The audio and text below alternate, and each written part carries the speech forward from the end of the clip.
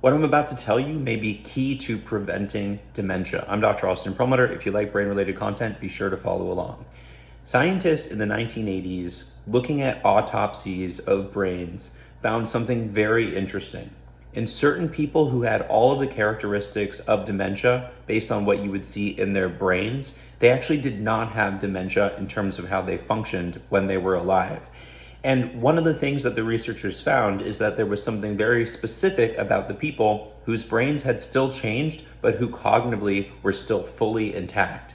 What they found is that these were people with higher levels of something called cognitive reserve. Cognitive reserve is the idea that we can build, just like we would build muscle, some extra strength within our brains over time that may be protective against things like developing dementia.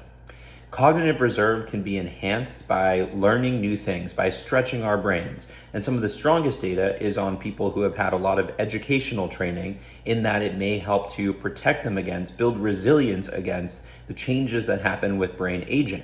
But this doesn't mean you have to go back to school. You can obviously do a lot of the activities that build cognitive reserve each day. So that may be something like learning a new language, learning to play an instrument, or even doing word games and puzzles, things that stretch your brain. The opposite of this, however, is to allow your brain to basically atrophy, in the sense that you don't challenge it each day. So the key to this whole conversation is the idea that exercising your brain, just as you exercise your body, may be protective against the development of dementia. Even if your brain changes physically, you may still maintain your cognitive abilities because you have built up this reserve, this cognitive reserve. And if you're interested to learn more about this type of content, be sure to follow along. I'm Dr. Austin Perlmutter. Thanks for watching.